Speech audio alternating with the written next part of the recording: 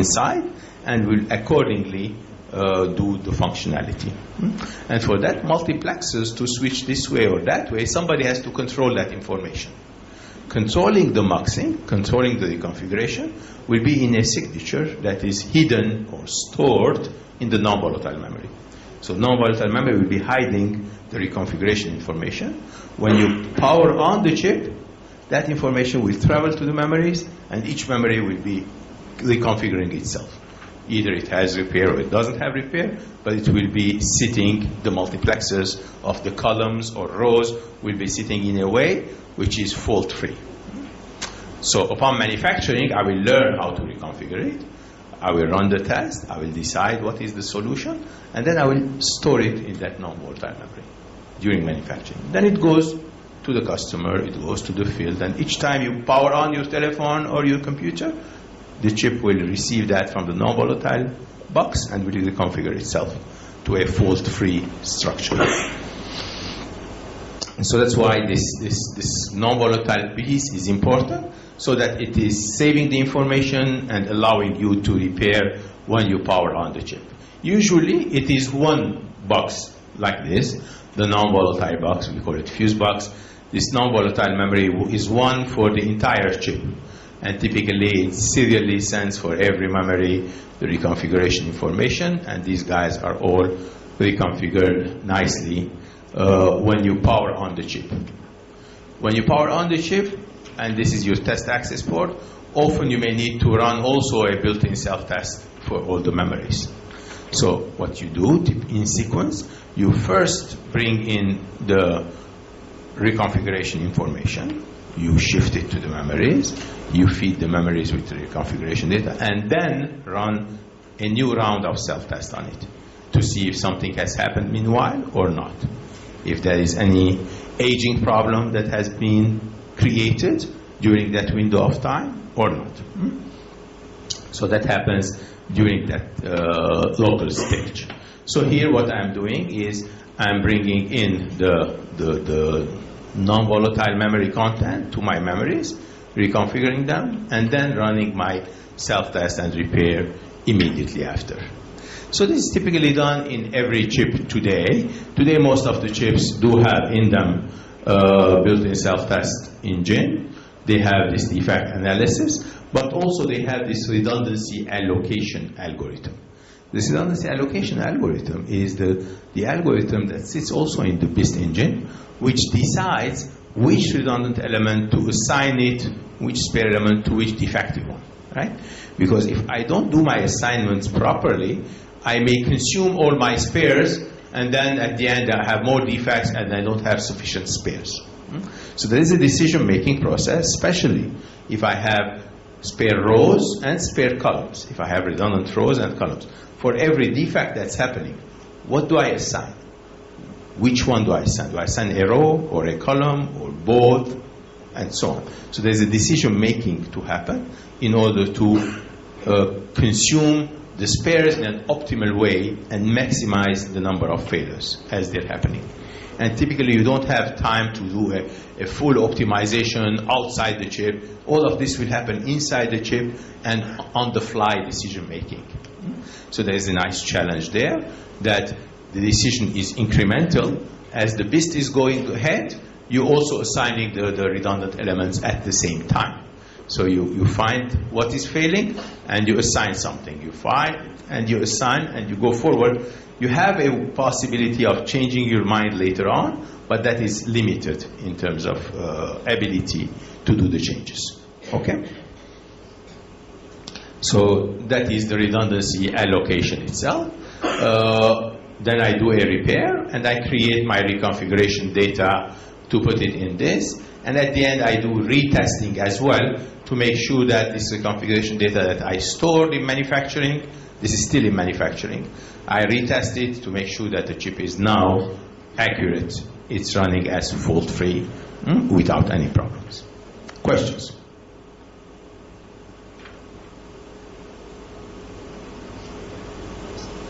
Please. Every time you power up this process with the hot time, so the problem from aging can be fixed. Absolutely, yes.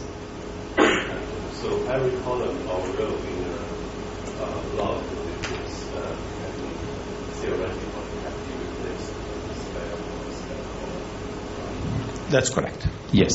So you must have multiplexer for make sure that Yes. exponential. Yes, yeah. Usually there are different ways of building those multiplexes, the configuration infrastructure itself. So the first part of your question is, if every time we power on the chip, we need to do this, that is correct.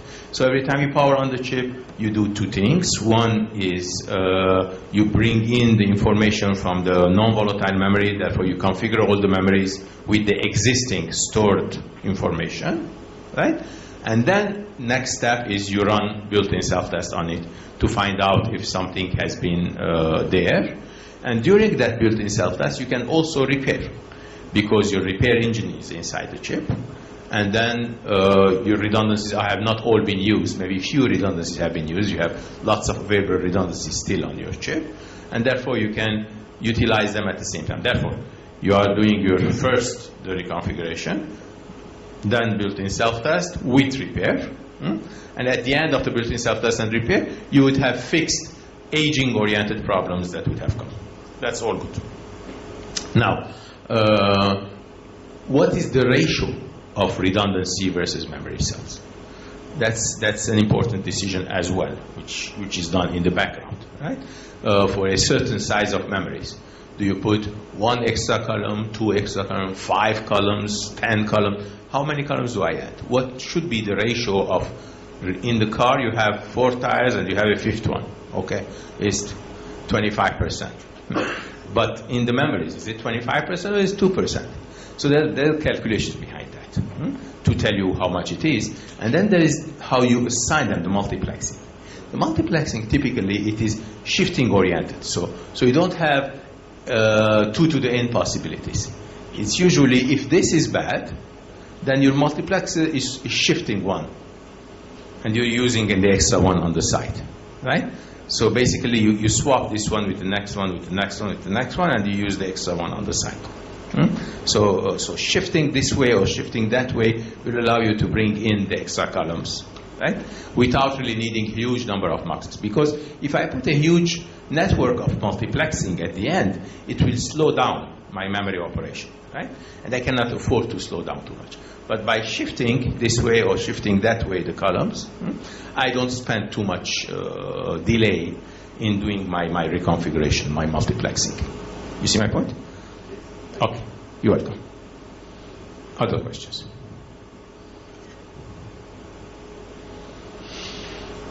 Okay, if there are no other questions, then we move on a little bit more.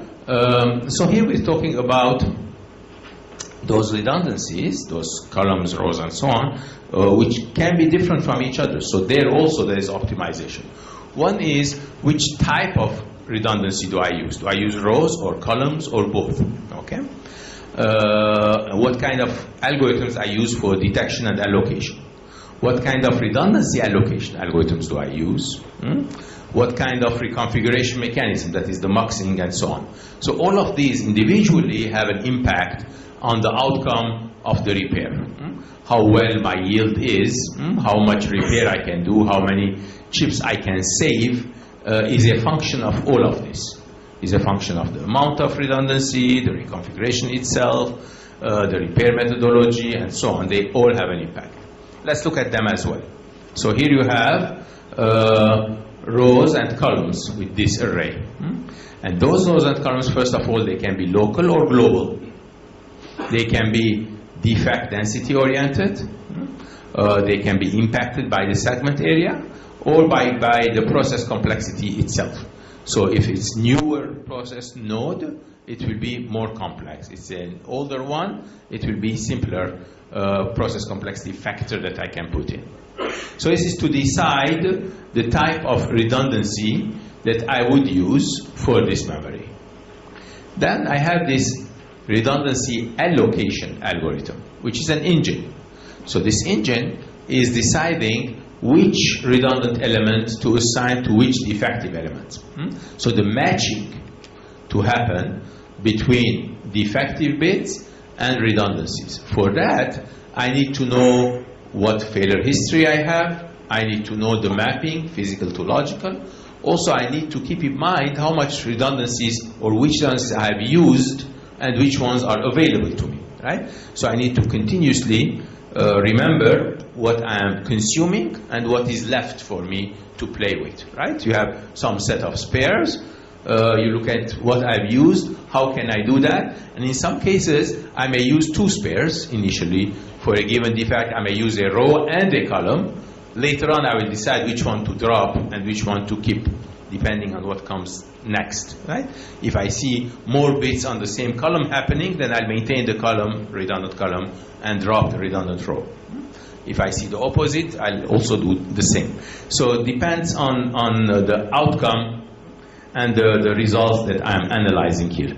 So all of this will have a good chunk of impact on repair. However, the redundancy allocation algorithm will also occupy some space.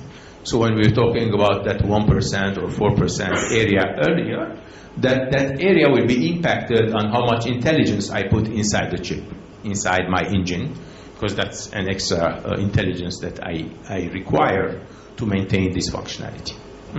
Questions?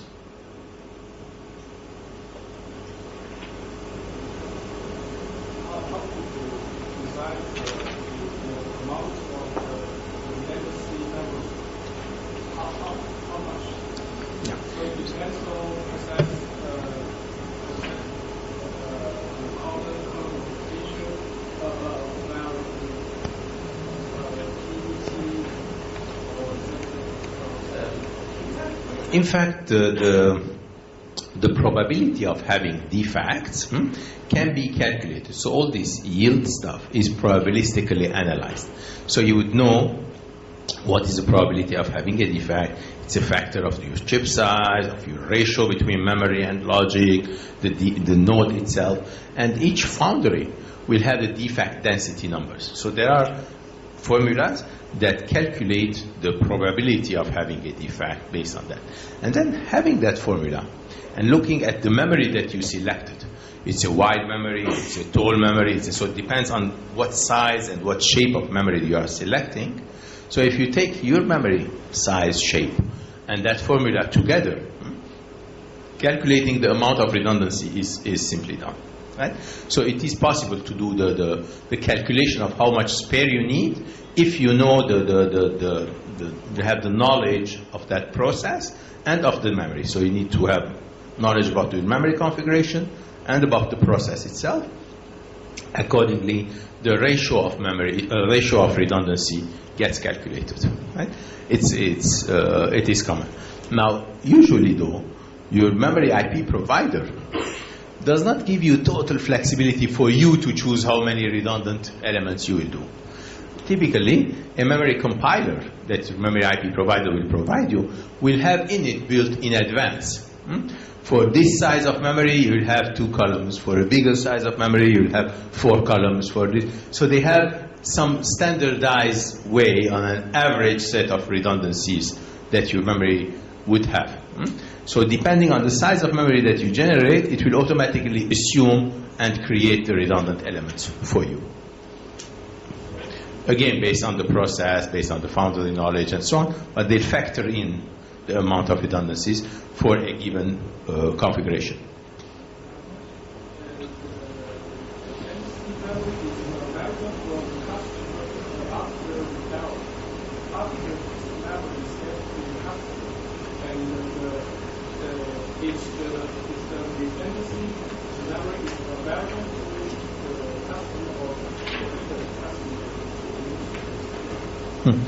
It depends. It depends on the chip provider. If they make it's not usually an option. It's usually either enabled or disabled. For instance, memory providers, DRAM providing companies, there are some in Korea here. So those lock the redundancies. So they use the redundancies during manufacturing. After that, you don't use the redundancies. Usually, it's not something that you use. For SoCs, typically, again, it depends on cases, typically it is built into the system. So when you power on your chip, the self-testing and repair using the redundancy automatically happens without you knowing even. So it's not something that you, as a user of your computer or your car, you know that that is being used or not. Just the fact that it's being initialized is part of the initialization process that goes on. So it is the chip provider that enables that. Sometimes it is based on what the system requires. So a system company would say that, for me, I would require that if you are a networking company and you want your system every time it's initialized to do certain sequence of things, you'll put it in the requirements for your chip to do that. So I tell my chip supplier that when I'm going to initialize my chips in the system, I want them to be able to do an extra repair cycle each time with the initialization process. And that will be a functionality of your chip that will come in. So there's no one answer to all. So there are different ways of handling it. The best thing if the system company requires it, and accordingly it is handled. Yes? Other questions? Yes?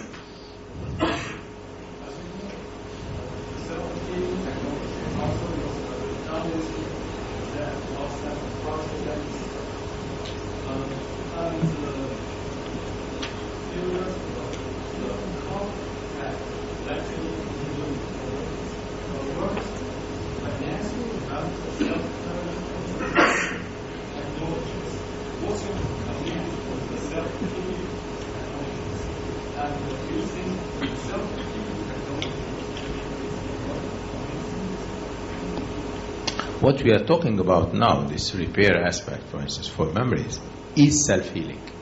So it's exactly what you're talking about, right? So self-healing can be done in many different ways.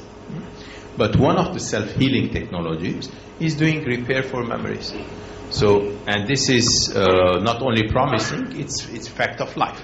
For the past dozen years or more, we see self-repair in the memories being done in most of the SoCs. Given the size of SoCs, given the bit count and the number of memories, having redundancy and repair is fact of life today. So yes, self-healing is definitely there. Now, self-healing for logic is a different story. For digital logic blocks, not memory blocks.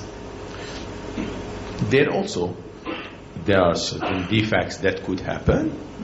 There are certain techniques that have been discussed or introduced for adding some type of redundancy and some type of a reconfiguration for digital logic. But that happens to be a little bit more expensive in terms of hardware, in terms of the ratio of increase of hardware versus what you get. One. Second, the density that you have in digital logic is not as much as you have with memories. As I was discussing earlier, the memories have twice more density than logic, and they have twice more probability of being defective compared to logic. So for that reason as well, so being more expensive in terms of hardware and being less probable to be defective. So self-healing of digital logic is not very common, is not common at all today. Only in very high-end computing cases where you need to have some extra redundancies and so on, they may put some extra functions, but not at the small level, usually at a larger level. Okay, so the self-healing is mostly in the memories, as you see here, and that is very well received and very practical today. Other questions?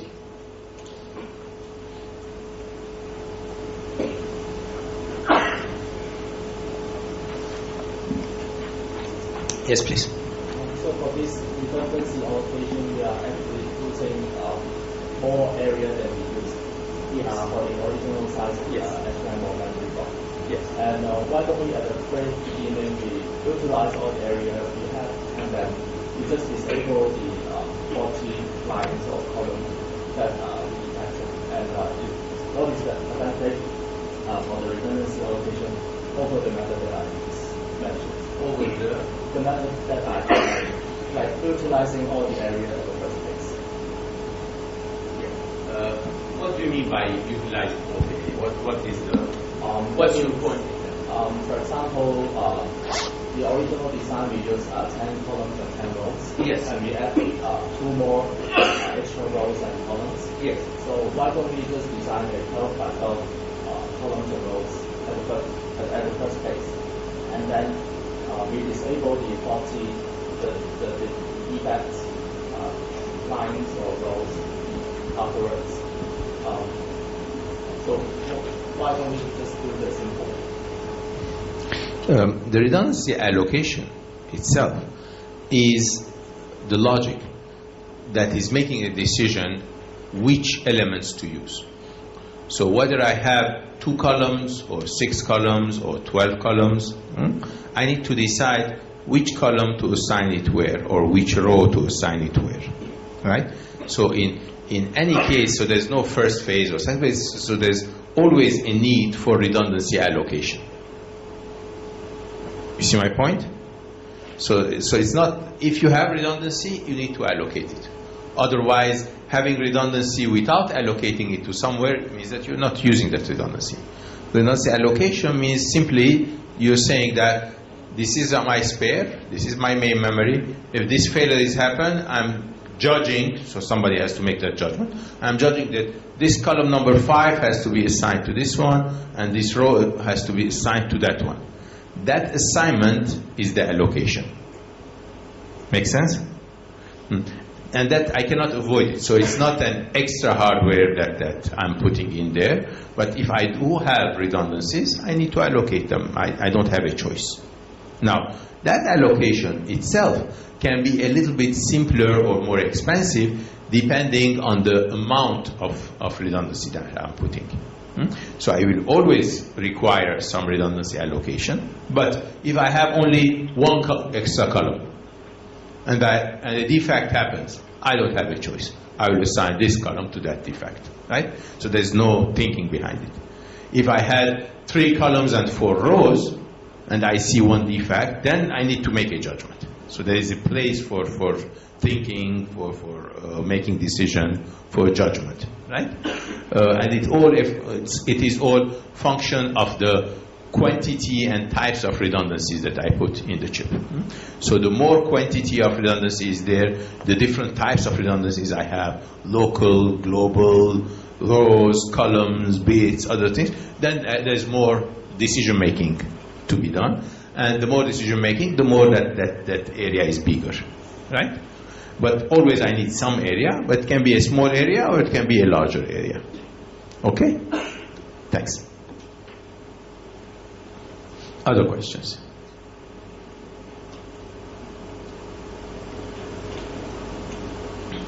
No? Okay. Let's go further a little bit more. Okay, so this is the redundancy analysis rules of how we assign them, how we make the judgment, and how it performs. And dynamic spare is what is being done typically.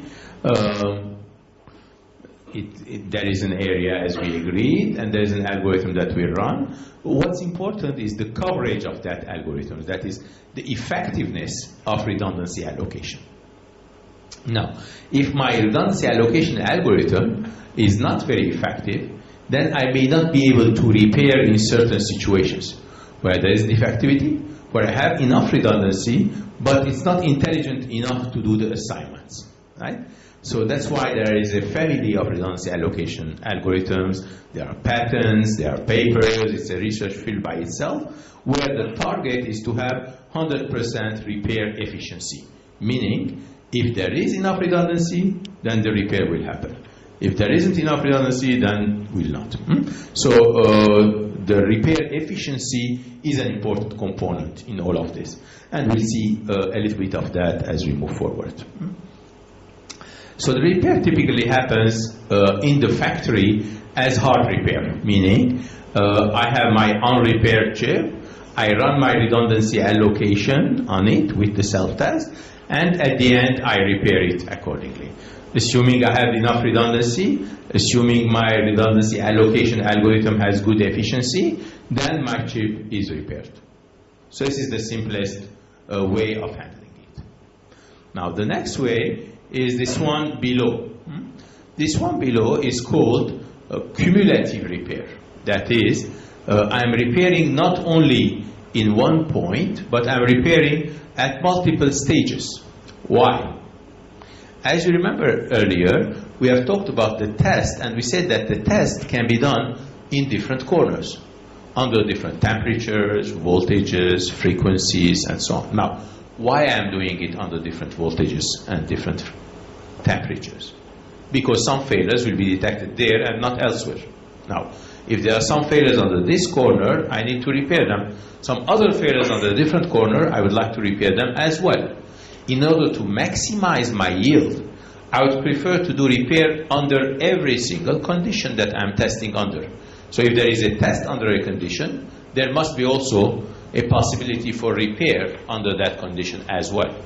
So if I'm testing my chip for 5 different corners, I would rather have the repair associated with each one of these corners as well, but cumulatively.